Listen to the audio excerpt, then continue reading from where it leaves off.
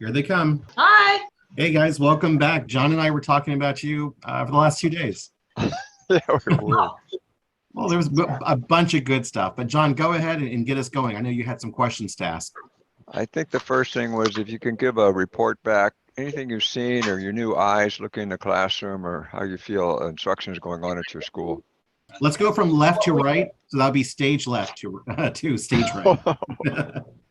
Oh, okay. Yep. So I observed 3 different things in 3 different classes. So year 2 class, I had the teacher introducing the lesson on informal measurement. She used an A or B choice to talk to their partners to justify their answers. So that was really good. Then I saw another one where it was learning intention. The teacher was a year 2 again.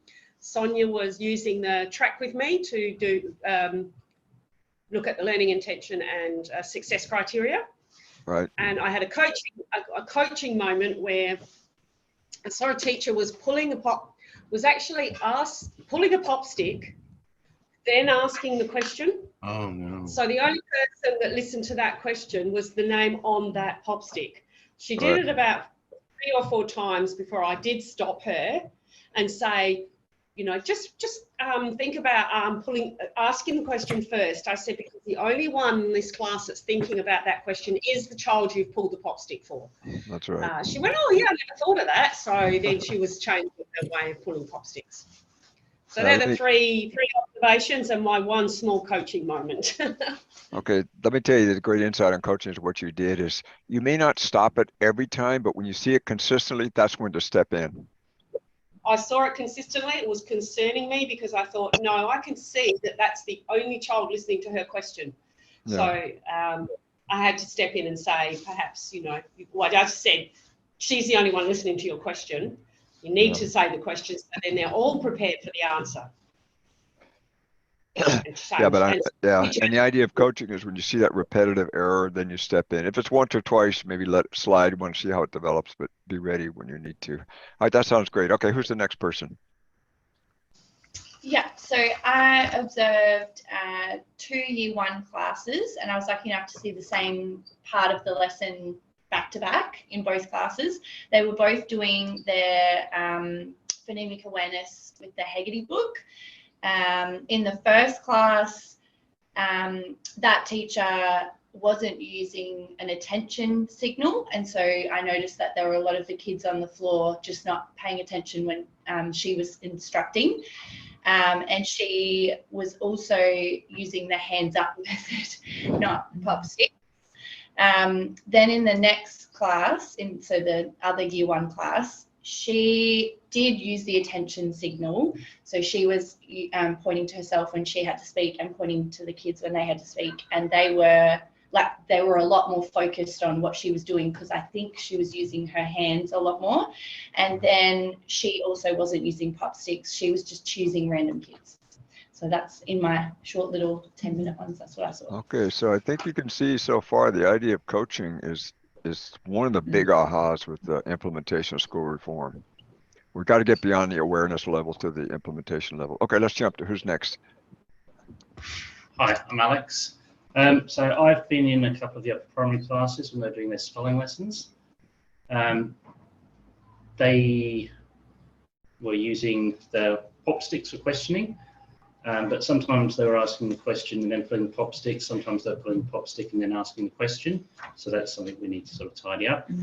They were using their whiteboards a lot to record and write down information and share that, but they weren't always checking what was written on the whiteboards. You know, when I was looking, they were writing stuff down, they're holding it up, and some had it right, some didn't. And they were sort of addressing some of it, and then they just said, I'll correct your whiteboards if it's wrong, as opposed to looking closely at each child's board. So we're sort of halfway there, I guess. That's sort of what I missed part of that. What happened on the boards? What was the information on the boards? Oh, so they'd write down words on the board to spell them correctly, and then they'd hold them up to show the teacher so they could do that scan around and see who's got it right or not. And then they were addressing sometimes, but not always, the work writing on the board, and then they'd just move on. Yeah, we don't want to move on. Remember, we're trying to get 100% when we're done. So yeah, so that's what I'm saying.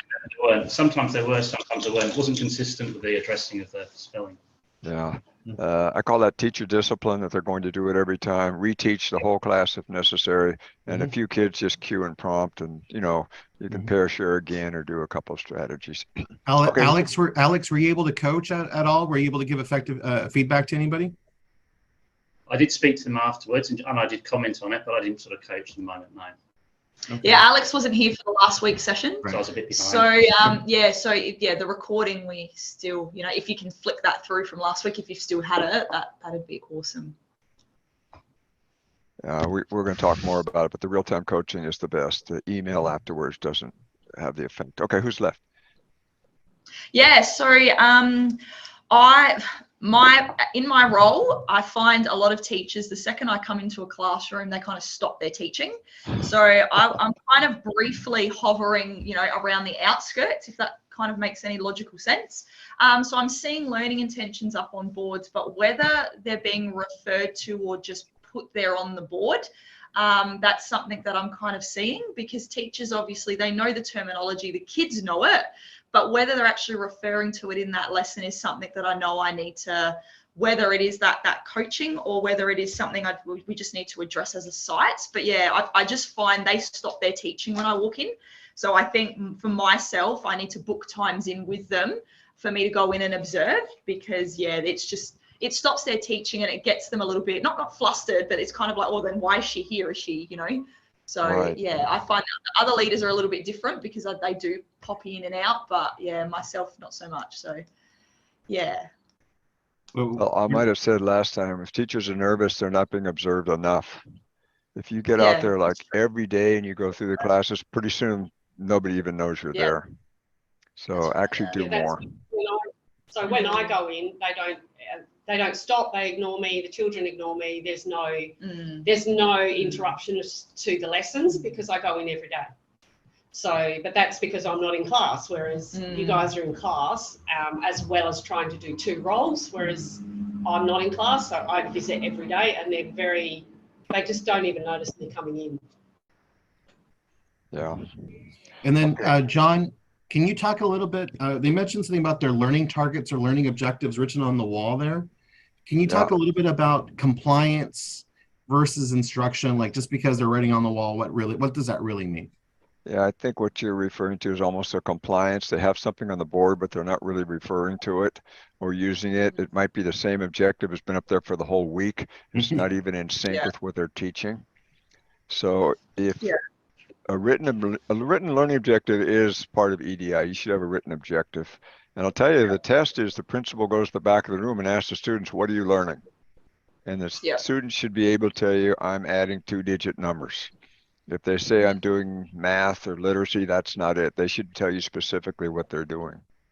So you might try that. A lot of EDI principals started doing that, and then I don't know where the word got around, but the kids need to know what they're doing, or at least they can look up and point to it or refer to it to someplace. That's wonderful. So John, you recommend that when teachers are kind of shutting down a little bit, to go to the student and say, hey, what are you learning today? Okay, that's a great tactic. And the closure, the principals go in the back room. I had one principal in California. He was famous. He used to tell me, I can ask any student in school and they can tell me what they're learning. And when he figured he was really getting implementation at that level, everybody could describe what they were doing that day. I think last time we went over this piece. I do have a quickie show and tell. I'm going to put a couple slides up here before we start. This was one of my first trips. Cohen, it's up in the northeast part, and this is where we started all our training. The principals lived on the campus, and sometimes I asked, why don't we go out? And I stayed on the campus too quite often, or someplace close by, and I'd say, why don't we go out? And remember, they're crocodiles, so no, we don't go out. And then this was one of their schools. These are all remote Aborigine villages, basically. And this is the morning, what you call morning assembly, or the morning lineup, where they read the announcements. There's the principal right there.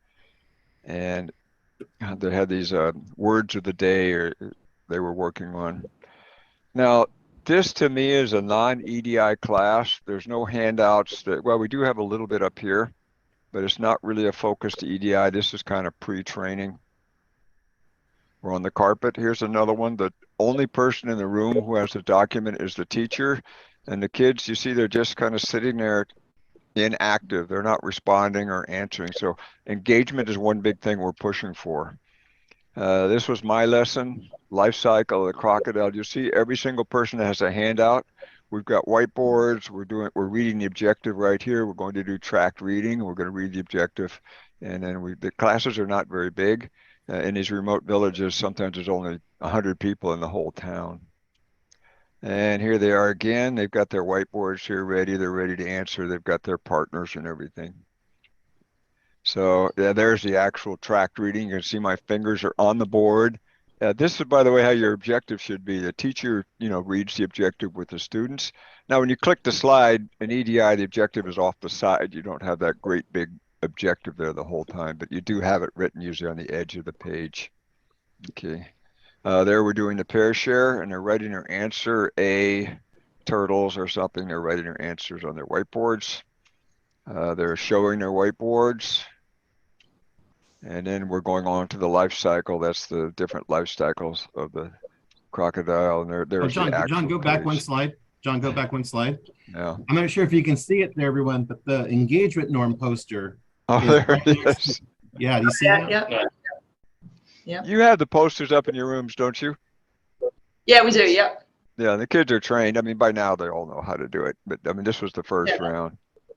So, there's the definitions, there's the labeled examples. So this would be concept development. It says concept development right there. We've got a couple of word banks here to refer to, some vocabulary questions here. I think we're doing stages. We're defining that, and environmental factors. So this is a little side note, but 2 to 7 words in every lesson. You should be defining some factors, stages. Life cycle is defined. Crocodile, these some are defined automatically, but academic vocabulary is important. So now you can see we're doing the tracked reading. I'm reading the definitions. This handout matches, of course, what's on the wall. It's a lot of printing. It's the best with matching handouts, but you can do it off the board too. Now I've got to say here, these students are old enough to do eyes down tracking. The beginning readers cannot do eyes down tracking. They don't know where to point to the page.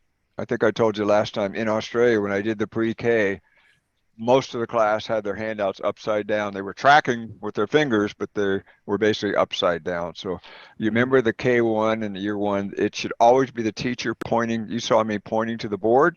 We should always be pointing to the board. Yeah, the board or the anchor charts or pointing to something, right? The tracked reading is your fingers on the board for young students, or a laser pointer, or the old-fashioned stick, with a pointer. So because we're trying to support reading fluency. And to remember, these were the schools that the pass rate on the NAPLAN was 0. They were very struggling students. And so EDI is all literacy. We're reading all the time. We're going to read every single word on this page over the course of it. And then we're doing the tracked reading, and then I'm explaining something. Then we're doing the pair shares. This is stand and deliver. I think I've mentioned in the EDI, the standing is optional. I think if you notice when you're standing up, it kind of, some of these kids are looking right at them, others are looking at me, but it keeps the class kind of focused when one person stands up. And I think this is not an EDI rule or DataWORKS rule, but if you can do it, I think it does work. You could experiment with it. I think this is the person from this Department of Education at the state. Again, now I'm later on in the lesson. This is skill development. We're going over each of the stages, and we're reading the definitions up here, and the kids are following me. So you'll see everything is text-based. Now, math should be text-based also. Yep. Regrouping means, perimeter is, area is. So math needs to be text-based also. And let me just ask you an open-ended question here. What are the reading fluency levels of your students? What are the reading fluency levels like? Oh, they're not too bad. I don't know. Depends on the class and the cohort. Yeah. It's improving. Well, I think anything you can do to improve reading fluency helps. And, there's studies, your reading fluency is one of the biggest correlations to your test scores and your success in school. It's just your general reading fluency. And you notice what we're reading here? We're reading academic content, the life cycle, the processes. Do you see what I mean? We're not just reading literary. Make sure we're reading, the big move is expository text, reading expository text. I think I mentioned last time, go look up the NAPLAN, the ratio of narrative to expository text. I've got NAPLAN analysis, probably next time we can go over that. So you'll see right here, look, identify the crocodile behavior, underline. We're actually reading a little paragraph about it. We have a picture, but we're going to read about the behavior, and you're going to identify the behavior and environmental factors that affect that stage, which was the rain, the sun, and different things at the time of the year. So this became a literacy lesson. Identify behavior and environmental factors. And you should have heard the kids. Their behavior is, their environmental factor is. Look at the vocabulary we're using. And this is another defined word we have in the lesson. So I think we had environmental factors. They were defined up there on the previous slide. There's the text that went with it. These are the little paragraphs where we underline the environmental factors. You might say environmental factor is predators. Okay. All right, so now they're answering a question someplace. Oh, this is produce a scent. So it said, how do they find each other? Produce a scent to locate them. And I was saying, you know, we have cell phones and telephones. The animals don't have a way to communicate, and they're using scent. Other animals use sound like calls, but they're using scent.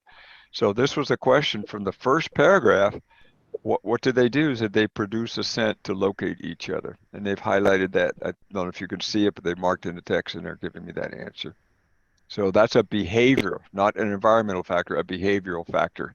So really we're classifying, that's literary analysis, isn't it? Produce a scent. And there they are again. Oh, the rainy season is an environmental factor. Okay. All right. And the principal taught after me. And he's doing the exact same lesson with a different group of students. And then something I learned, crocodiles don't know when October is, but they know when it's ready to rain. I sort of said they don't even have watches or calendars, you know, they're using the environment to tell them the time of the year. And you remember the summary closure? I think I mentioned, EDI, what did you learn today? Right here, what did you learn today? Just cue your teachers. This is a great closure statement for any lesson. If the teacher's ready to wind up, you're watching the clock and you can just cue them. Why don't you ask the students what they learned today? Okay. And you notice we have our word wall stages, nesting, egg laying, hatching, and inactive environmental factors. So these are some words. I don't see those words in here. They kind of picked up on an anecdote, but we could have these words too. All right, rock art. We did rock art. You know, the indigenous Australian rock art's the oldest in the world. I think some. Yeah, here it is, oldest in the world.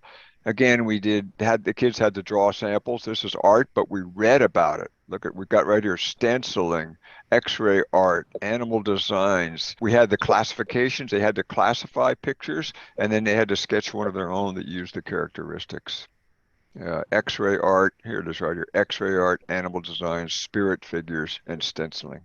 I don't want to criticize, but do you notice how, again, this is non-EDI, is it? When you walk in, you should see this. What are the kids doing? It's probably the teacher reading a story to the students and showing some pictures, but it's not really text-based to where the students are interacting with the text. Now we're doing the EDI lesson, so you can see we're doing right here. The students are standing deliver. They've got text in front of them. Let's see what else we got. Oh, we're flying to the next school. Remember, this is 10 hours on a dirt road, so these are little tiny planes. They're not commercial airlines. So let me just stop here for a second. So tell me an insight you had just from my little story, what we just saw about teaching in Australia. Yeah, I think definitely. I mean, I guess there's a place for, you know, like reading it, like depending on, you know, the age of the students, but, you know, Right. Like obviously when they're 5, 6 years old, you know, reading them a story. How do you know, give, so obviously, you know, they need that exposure to a story being read, but how do you EDI that? How do you kind of engage them in that? Is it more question based? Is it more pop sticking students and, you know, asking those clarifying questions when they're like that little, or? Well, no, but there's a standard. I can show you a year 1 lesson, identify characters in the story. So we read a story that's 2 sentences long. Joe went to Yeah, the right. beach. He watched the waves. What is the setting, Joe or the beach? Do you see what I'm saying? Yeah. So ours are Yeah. very standards based. I know reading stories to children is fine. There are standards for that, but that shouldn't be all of it. You're not actually learning any reading while you listen to a story.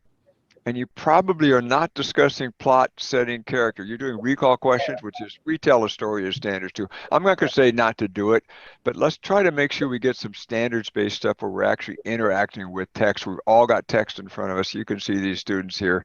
Everybody's got text in front of them, and we're working on text and answering. And look how short the paragraphs are. That's what we analyze. 1, 2, 3, 4, 5 paragraphs. And this is quite readable and doable. Sometimes in older classes, we read passages or stories that are too long and we spend too much time. So I like to call them. Okay, anybody else, any comments on this? Good question. Were you doing EDI lessons like that for every subject every single day, or did you have like other lessons where it wasn't that intense? Okay, here is the final 2.5 hours a day. EDI literacy. That's what we wrote. They got there's a $22 million grant. We didn't get $22 million, but we did part of it. And so the teachers had this, they just clicked. This was, Eduseri, right? You've used Eduseri? Yeah.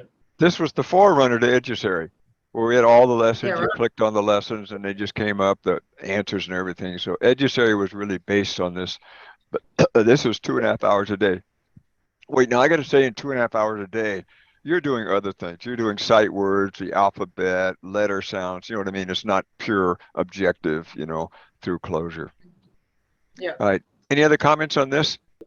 No, I think just, that closure, like linking back to, that learning of intention, like making sure that ideally is the center of our closure of our lessons, I think is going to make a huge impact as to whether, and even in the middle of the lessons, I find sometimes even just stopping and what are we actually learning about, kind of, you can nip it there straight away if you're finding that, less than your students are obviously not, getting what it is out of the lesson that they need to be getting. Well, when you have a objective like identify characters, your concept of a character is a person or animal in a story who talks or does things. That's it. Now it said we're going to what? Identify characters. So I told you what characters are. Now we're going to identify them. We're going to read some passages and identify who or what in it is the actual character. John, remember when we met with them last time, we talked about learning objectives and how we have to have a very specific. It's never we're going to talk about. We're going to learn about characters. It's always a very specific skill. Yeah, you've got to have that Bloom's verb, analyze, describe, whatever it is. Eduseri, we've got the standards. Have you seen the standards in Eduseri? Yep. Okay, so if you just type Australia standards and bring them up. So these are the standards right here. And they've got some links in here, but like you see all the spelling. Diphthongs, 3 letters, irregular plurals, compound, prefixes, suffix, high frequency. I mean, these are all learning objectives right here. Okay. Yeah. And the NAPLAN is very tight on what they use for spelling. It's all strategy-based spelling. It'll be 3-letter inflectional endings. They use these. They're not just general spelling lists. They're all very standards related, and you can tell what's your actual strategy you're trying to use. Here's the cluster, THR, SHR, SQU. And so those are those 3-letter clusters. And they'll tell you, we were testing 3-letter clusters. By the way, the distractors in the spelling test are always phonetic spellings. You know what I mean? A phonetic spelling, because not all words work. And so they're always phonetic spellings. The kids pick those because they're just doing sometimes they're just trying to be pure phonetically and they're not actually knowing all the words they should be knowing. All right, let's go on. Part of instructional leadership is philosophy. Let's just look at DataWORKS. We had the name DataWORKS. We were working with 600 schools a year doing data processing. Not the NAPLAN, but in the United States, the test we have in the United States. We had a room of programmers. One day I went to a school with my colored charts and I said, this is the test scores. This is where you need to improve. This is the low area. And the principal looked up at me and said, don't show me the test scores, show me how to raise the test scores. And I almost couldn't speak. And I looked at Sylvia later, I said, we're in the wrong business. So let's read the top. You ready? Go. do you raise test scores by testing students or by teaching them? I don't know what the pressure is on you for NAPLANs, but in the United States, the test pressuring is almost oppressive at school. It's raised test scores, and it's public. It's on the internet. The scores are rated, everything. Okay. Yep, it's everywhere. True. And yeah, don't you have a metric you're following on the number of kids at a certain band or whatever it is? Okay. Yes, that's right. Yeah. So after that, I said somebody went in the wrong business, and I was taking all this business stuff I was studying, process improvement. So we switched, instead of looking at the outcomes, this is the problem with the test scores. You're looking at the outcomes, you're not looking at any inputs. So your job as leaders now is to look at inputs. And we collected 2 million assignments. One of your jobs now is going to be look at student assignments. And I don't mean the curriculum or the textbook. I want pieces of paper with the students' names on it. Okay. If you look at that crocodile lesson, you pick it up, you'll see the words they highlighted, the answers they wrote, and not what we thought we taught, but what was actually taught. We've been in thousands of classrooms. We've done hundreds of thousands of surveys. We were really big in school reform in California for many years before we really got onto instruction. And then we made this switch. We switched from measuring outputs to measuring inputs. And once we measured inputs, we made this switch. Let's read right here. Optimizing whole class instruction, initial whole class instruction. So this is your goal. Optimize initial instruction. Don't build a remedial program. Don't build, after school tutoring. You can do that, but your basic goal is to build a delivery machine of new content. This is just something. We worked with 100 schools, major improvement. There were lots of teachers. We worked all over the world. These are registered consultants in California, United States. We're consultants in Texas right now. We're doing here. Now, I actually have a question right here, and let's see if my question pops up. And I'm going to see if you could talk about this, inputs and outputs. I'm not even going to ask you that question. I'm going to ask you this question. What was the philosophical change that DataWORKS went as we went from outputs to inputs to classroom instruction? Could you just explain to that? What was the journey of DataWORKS from 1997 up until, when we made that shift in the early, like about 2005? What was our fundamental shift? And you can just look at that 1, 2, 3 on there, because this is what you need to do. Look at the teaching process. So you almost stop looking at tests. Yeah. And So look at what the teacher's doing. What's happening in the classroom. So not looking at the data, looking at what leads to the data. Yeah, I don't think you can raise test scores by studying test scores. That's right. We do disaggregations. We're looking for a subgroup. We're looking for little weird things that pop up, but I don't think you can do it. And you're always a year behind. And this is what if you want to write something down.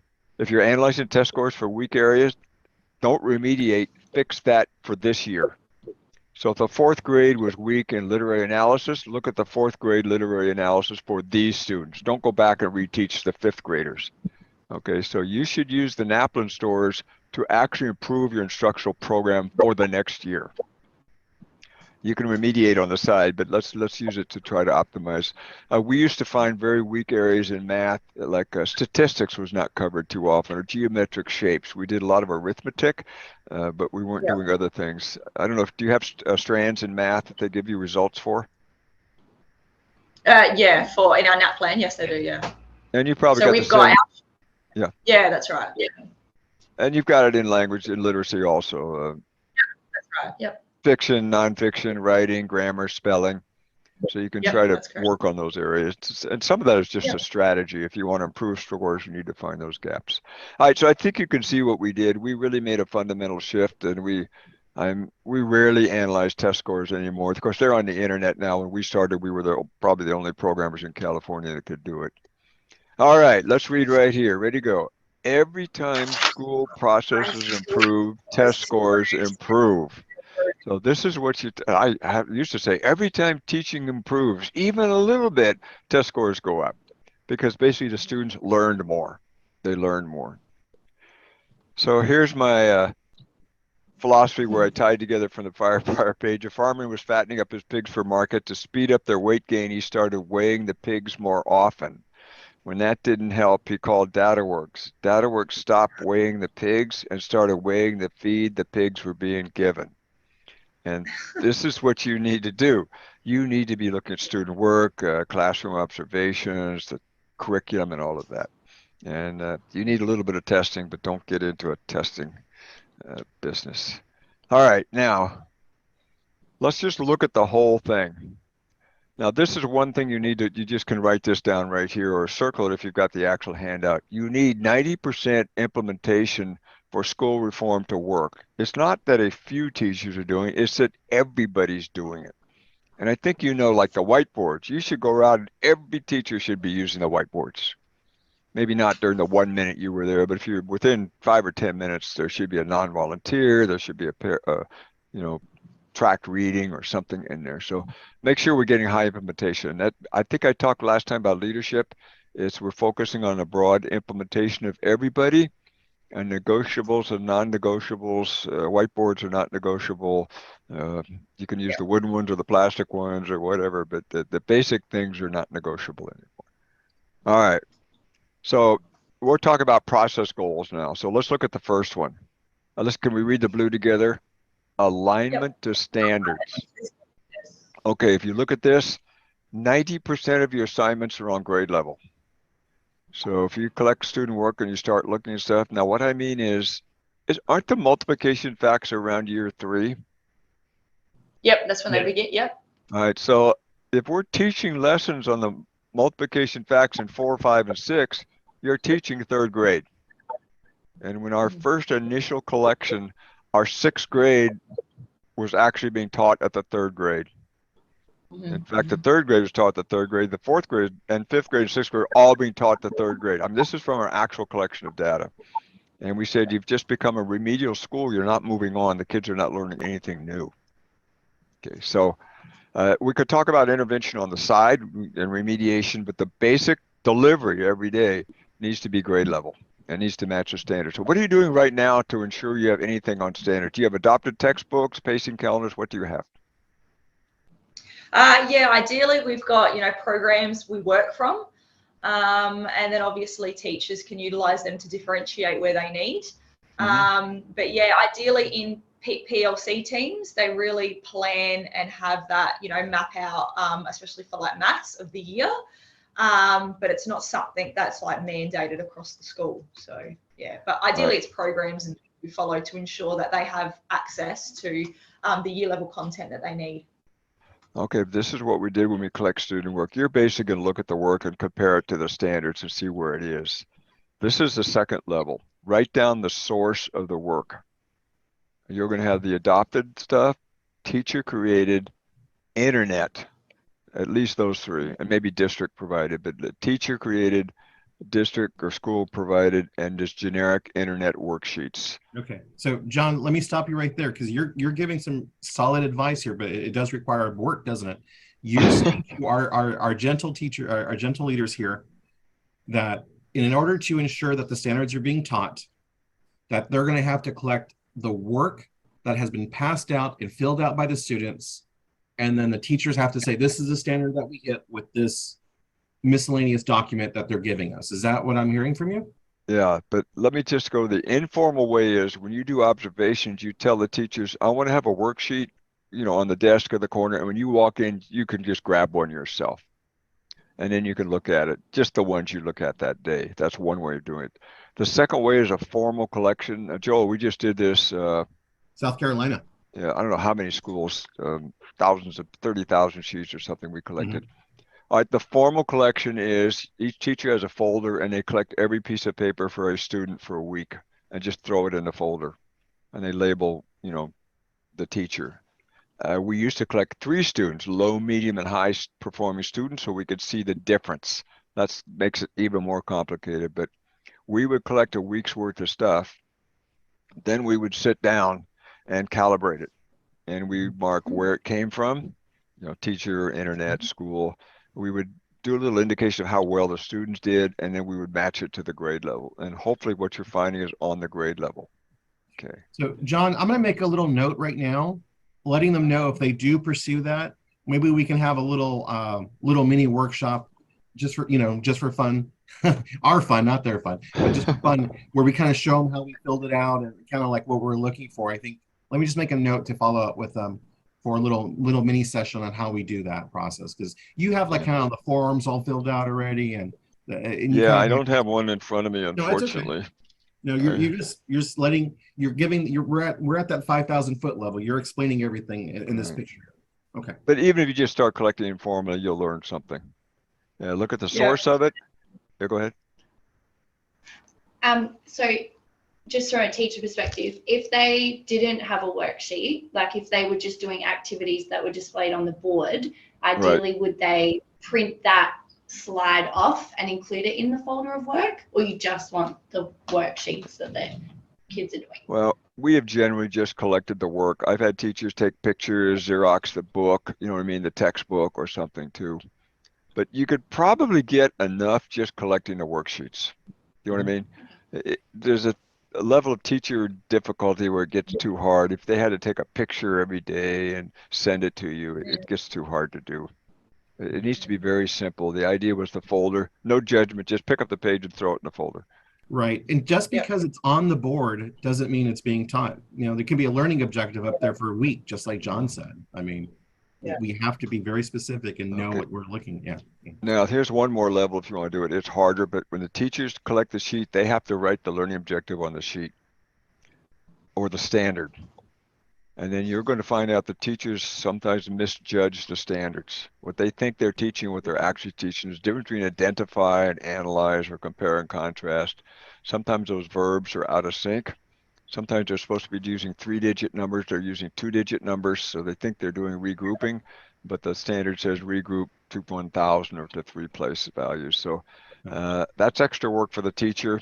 That make that a level 2 where that you can analyze like how well do they know the standards. Have you had any training on the standards with your staff? Over the course of the Australian curriculum rollout, so when we transferred from our previous curriculum, so SACSA, to the Australian curriculum, where it was not state, it was nationwide, even though our lovely neighbours Victoria and New South Wales have their own curriculum. Right. But yeah, we did training around in that rollout, but we haven't actually gone back over it. We probably will shortly because they've updated it. So early next year is when we will look at just going back over that again. I don't want to get in a battle with the publishers, but I've looked at curriculum a lot of time, and sometimes we put our own pacing calendars together. I had a math book where I skipped 90 pages. They didn't get on grade level till page 91. And I said, we cannot spend weeks doing all this review. We've got to get up to grade level faster. Okay. Yeah. So just think about that too. And if you do you have a pacing calendar of any sort for your school? No, not right across the school, no. All right. Well, then the teachers are just on their own to march through the curriculum? Yeah, pretty much. All right. Well, you can think about a pacing calendar. Some teachers don't like to be told what to teach every single day. And it could work 2 ways, but and the pacing calendar cannot be so tight because the teachers, they can't keep on sync. It's hard to keep on sync. Yeah. Sometimes we leave a catch-up day, like Friday is a catch-up day. It's not a fun day. It's to catch up the days because you can't keep up. No teacher can keep up with a pacing calendar. Even when we did that Australia, I went to a school one time. They were like 50%. We're on day 100 and they were on day 50, and they couldn't keep up. And first of all, they were over teaching every single problem. I mean, I have an idea that I know I watch the clock. I may not be able to work every problem or every question. All right, let's look at the next one. Breadth of standards. We just talked about that a minute. In literary, you've got vocabulary. What else have you got? Expository text, narrative text, spelling, grammar, whatever it is. And we need to make sure over the year, you will not get this collecting data for 1 week because you can't see it, but someplace we need to get over it. Like I mentioned in math, you need to cover the other strands, probability, statistics, and geometric shapes, things like that. The lower grade levels, even the lower grade levels, don't we have identified triangles and squares and rectangles? So those will be on the tests. You can look at the tests as some of those. Okay, the next one, time on task. Our goal is really 95%. So time on task. All right. Now, Joel, I was doing the training yesterday. The principal was with there, and I didn't know the teacher names. I asked the principal, could you select, pick a random person off the screen? I said, okay, pick somebody. He said, well, okay, let me pick someone. Let me look over here. We've got plenty. Let me see. How about after 4 or 5 times, I stopped him in front of 30 teachers. I said, let me give you some feedback. Don't listen, teachers. I said, principal, you need to pick faster. You're spending like 2 minutes to kind of shuffle the numbers, get ready. You need to go like this. So the next time I call you, pull a teacher a random name, you need to just go bam and give it to me. And boy, the next time I said, you pick a teacher? Oh, Susie, can you answer the question? All right, so what you'll see, some of the things that waste time when they first do EDI, kids, we're going to read the sentence together. Get ready, look up here. We're all going to read. Don't start yet. I'm going to count to 3. 1, 2, wait, don't start. I didn't get to 3. All those lost words, they're not contributing. Joel, I saw a teacher one time bring out the textbooks, and the teacher walked the books out one book at a time to the whole class and burned up like 10 minutes. This may not apply to you, but a lot of teachers are just trying to get through the day, and they've learned to stall a lot. Okay, so in this case, have the kids pass out the books. Have the books already on the table when they come in. The children should know there should be routines in the classroom for picking up books, papers, where to put stuff and do like that. And, rotation circles, whatever. Yeah. I think I mentioned last time, train the students. The young students will walk from the carpet to their desk, get a stopwatch, make a little game out of it. How fast can you move over there and be ready to go? And then you're not wasting 10 minutes while they're drifting around the room. All right, let me ask you, what would you think you're seeing for time on task? Now, I'm talking about academic time on task. We might be doing something. The next level is, are we doing something productive? But what do you think about time on task? As in at our site and what we're seeing? Is that what we said? Yes. Yeah. I think majority of the time they Most are. of the time we're pretty good. Yeah. I mean, we do have some set routines and structures with certain lessons like spelling and everything, Yeah, so kids know the routine. So I think in some areas we're quite strong, other areas not so. I think in some classes that a lot of time is spent with behaviour management, especially when I did my observation. A lot of time when I was in one of the year 1 classes was spent trying to get kids to focus on what was happening. And so some classes, not all, I think, spend a lot of time dealing with behaviour. All right, let me tell you, to do time on task, we might as well spend a minute here. You go in the classroom for 5 minutes and you mark off task behaviors, okay?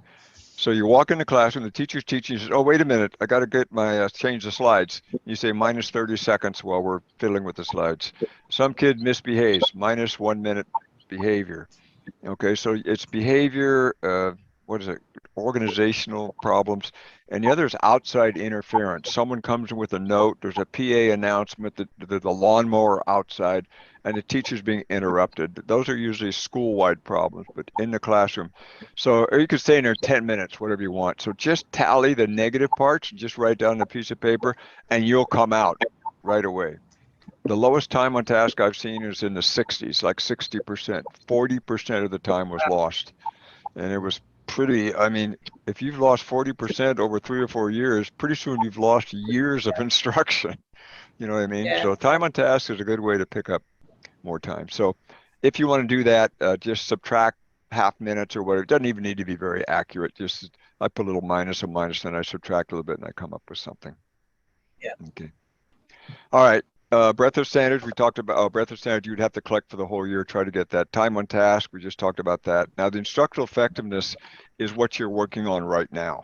That's using the pronounce with me, track with me, whiteboards. And you should be going to the class, and you should, those boxes, like by now, whiteboard should be in the 80%. If you're doing the 5-minute walk-arounds, you should be in the 80% on any of these. Unless they're taking a test or they're doing something else, but you should be able to see that you're filling out those. Oh, we haven't looked at the form. Okay, we'll go over the form next time. We'll go over the form. Well, we technically did about 2 months ago, but yeah, we should definitely review it again, John. You saw the 10 bubble form? Yep, we have. Yep. Okay, you've seen the bubble form. All right, so when you go in there, you should be seeing like 6 to 8 out of 10 on all those things, pair share, popsicle sticks, those non-volunteers, that should be up there. All right, so we got this one. These are the 4 processes we're going to work on. Okay, now just one more, like I said, the taught curriculum versus the adopted curriculum. The adopted curriculum is your textbook from the state that's approved. The taught curriculum is what you pick up when you look at the worksheets. So sometimes the taught curriculum is out of sync with the adopted curriculum. I don't like to be the curriculum police that you trying to tell everyone to teach every page of the book. Sometimes I know there's missing stuff in the book. You have to come up with other stuff yourself. All right. So I think I'm going to go on. We can talk about this next part in a minute. Oh, wait. I don't like my checking for understanding questions anymore. They're like recall questions. And they all should be application questions. So I've just talked about this time on task and the alignment and the breadth of standards and the collecting some work. So have a little discussion with yourself. What's something you might do now to address a couple of these things that maybe you hadn't thought about before that you might start doing now? So I'll give you a couple seconds for that. Well, I'm thinking, I wonder if whiteboards are kind of, we've got them, every class has them. Are they actually consistently used for lessons other than spelling? Do you know what I mean? Like, yeah, I see them in spelling. Consistently across the school. Other places. Yeah. Because they could be used for maths easily. No, now I'm thinking, but in saying you know, like everyone, that's a consistent. Do you know what I mean? Yeah. Like, I think they bring whiteboards out for spelling because they know that's what to do. Yeah. I don't think they necessarily bring that in other places. Yeah. Pop sticks, I think, are used. And in specialist subjects, I don't think they're used either. Well, I don't think they have them. Do they have them? I've seen Tammy with whiteboards. Oh, okay. Yeah. But it's those little things. I know we definitely need to look at a scope like for maths, but that's like it needs to be not what we've got now, which is, I think PLC teams have it, like there's no accountability. It needs to be whole school. Which is something I was looking at anyway. But doing it with, like, I want to pull like either Sharon or Amy out to be the voice of JP, and then someone in middle primary, and then someone in upper. So it's kind of a collective, and like decimals are kind of all like consistently things are running across the school at kind of that similar time. So you see that, do you know what I mean? There's that accountability of, well, no, this is actually where we all are, and you can have that collaborative, do you know what I mean? Like that conversation's happening. Yeah. I think the time on task will be interesting. I think I'm going to focus on that when I go look in classes this time, because I think there are a few classes that are stalling, like you said. Yeah, no, I agree, definitely. So there's a few things.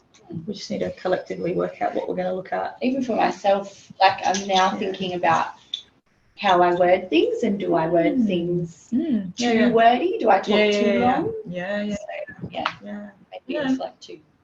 All right, let's look at one more slide. All right, so classroom productivity, these are the things we already talked about. The alignment, you measure it by collecting student work. The breadth of coverage, you measure by collecting work. Time on task, you go in there and you measure the negatives and subtract it down. Destructive effectiveness is you go in there and do the observations either with that 10 bubble form or some other forms also. Now I will say we're trying to maximize all of these at the same time. If you have one very high one, like you're aligned to standards, but you're only covering 5% of the curriculum, you're not there. You need to do all of these, okay? You can have a high time on task and be off grade level with your assignments. So it's critical we do all of these at the same time. This was just a little exercise to look at what we've got here. Let's look at this. Students are on task, but the grade level, the assignments show they're below grade level. So we've optimized time on task and we compromise the alignment to the standards. Look at number 2. Assignments are on grade level, teacher is late to class. We've optimized alignment and we've sacrificed time on task. Okay. I don't know if you can do number 3, but let's look at number 3. Students spend most of the time doing grade level work in figurative language. Teacher explains, questions, models, guides, so they can do independent work successfully. So in this case, we've optimized the alignment, but we've sacrificed the breadth of the standards. We're only doing this one part. We're doing too much of one thing. All right, let's look at number 4. See if you can just look at that. Students cannot complete the grade level assignment, successfully complete it, yet time on task is high. So what has been optimized would be what? Time on task? And compromised. The grade level assignment, the alignment of Yeah, the alignment and the instructional effectiveness. Okay. I'm going to skip down to number 6 is not so much now, but when we first started out, cutting, coloring, gluing, pasting, the kids are engaged the whole time. And cut, color, and glue and paste is not really, it may be a little bit in the standards someplace, but we need to get beyond this type of stuff.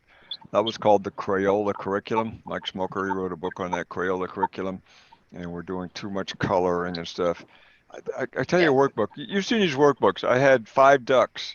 3 ducks flew away. You know what the question was? Color the ducks. Wait a minute. How about how many are still left?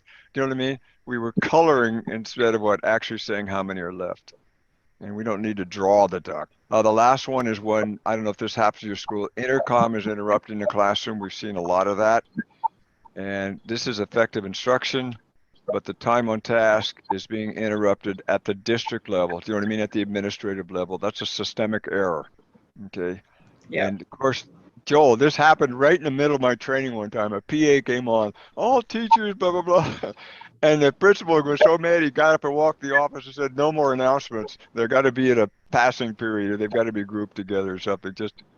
I think that's happened a couple of times in my training. That may not happen in your school, but if you've got a lot of interruptions, they're school-wide, then you need to address that at the district level. And announce it to your teachers that you're working hard to make sure they have more effective instruction time. That way it's reciprocated. You announce it like, hey, we're looking for time on task and we realize we're doing X, Y, and Z. So that way they know, like, oh, I have to do my part too. Now, let me just tell you something. We used to calculate this. We would actually do the alignment to standards. It might be 60%. I mean, a number. If you collect 100 sheets, you can get the percentage that are on grade level. We calculate the percentage, the breadth of coverage, all right? And then we do the time on task. Maybe it's 80%, maybe 50% of teachers were doing this. Pretty soon, when you're multiplying 50% times 50% times 50% times 50%, your effectiveness as an instructional program is 15%. It's unbelievable how these add up. It's easy to see you got time on task. You've lost, half. If you're 50% time on task, you've lost half. But if you're only covering half of the standards, you've really lost half of the curriculum. And if all of your stuff is below grade level, you may have taught nothing to advance the students. So it's critical we actually have a patent on this. DataWORKS got when we first put this idea together, that you need to do all of these at the same time. So we're down to the last couple of minutes. I want to see what we've got here. All right, let's just do the last page here. I think you got the idea now. You need to optimize all 4 of these. Yeah. All right, let's do the next thing. Grade level, types of instruction, grade level instruction, intervention, remediation. Let's at least get our definitions. Grade level instruction is whole class taught right here. Okay, using grade level lessons, I might differentiate. I'll come back to you. We'll pair share again. I'm scaffolding, but the basic content is grade level and everybody's learning at the same time. Now, this one called the in-class intervention, we used to say at EDI, when you do closure on the lesson, you kind of know which students need some help. And I think teachers do this. Don't they pull some students over to the, whatever they call this table, the intervention table? Okay, the way to do this is when you hand out the independent work at the end of an EDI lesson, you pull those 3 students or 4 students out to work with you in the back, and the rest of the students go ahead and do the independent work. Now, if half the class is raising their hands during the independent work, you did it too soon. The class was not ready for it, and you need to reteach. You need to go back. Okay. Now, notice interventions is extended time for the grade level lesson. This is your grade level content you're teaching right now. We're having an intervention. I'm helping you reteach what you just learned, or even after school or before school is what we're doing. Remediation is additional time for below grade level sub-skills. So let's separate remediation. If we're in the 5th grade and we're doing math facts, that's remediation. If we're in the 6th grade and we're doing ratios and proportions, that's an intervention. We're giving more time to teach the grade level stuff. So try to know, let's at least have our vocabulary straight, intervention versus remediation. Okay. Now there's one great big line here. Let's see, it's right here. Remediation must be in addition to, not in place of grade level content. So if you've taken your core instructional minutes and you started to doing remediation, you've actually displaced the grade level instruction. Now, let me ask you, do you have a minutes per day rule or minutes, yeah, like for language or math, minutes per day that they're supposed to be teaching? Yes. Yeah, or for the week, not so much for the day, but for over the week. Like we need to do, for example, 300 minutes of maths across the week. And then obviously, you know, at the moment we can kind of do, you know, if you want to do 2 lessons of maths on a Monday, or as long as it adds up to 300 minutes across the week. What's the English? Okay. Now, don't let that 300 minutes become remediation, is what I'm saying. The rule is you really are supposed to schedule additional time for remediation, Right. Now, you might have a math clinic. Every school needs the math facts. Maybe you have a math clinic at lunchtime or after school or sometime, and it could be kids from 3rd, 4th, 5th grade. They could be put together just for that one thing, for math facts, for multiplication facts. By the way, multiplication facts, I think I said last time, is chanting. 6 times 8 is 48. Say it 3 times to your neighbor. Write it 3 times on your whiteboard. Read it with the class again. Let's do another one. It's just rote repetition for that type of facts. Yeah, you called it brute force something. I forgot what you called it last week, but you called it. Remember, I said when you chant, it rewires your brain. As you fire that neural path, it oozes myelin, and that connects it together. Once you got that myelin in there, 6 times 8, you got the path to 48. Your brain already has the wire direct to it. So chanting applies to just stuff we're trying to memorize, not for conceptual stuff that we're trying to do, processes or whatever. What do you have in place for your school right now for interventions or remediation? So interventions at the moment, ideally around literacy. So that's really around that phonological awareness, that kind of stuff.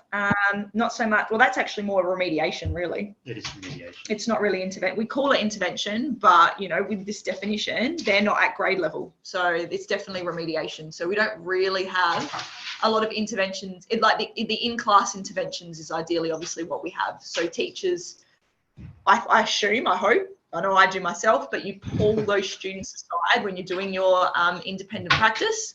But yeah, our remediation solely around literacy at the moment. Well, let's just not get them mixed up. I think we need to get the teachers all on the same page and we have the same vocabulary. But the idea is what? 85% is whole class instruction. I know 80%. 15% is intervention and 5% is remediation where we need to do something else.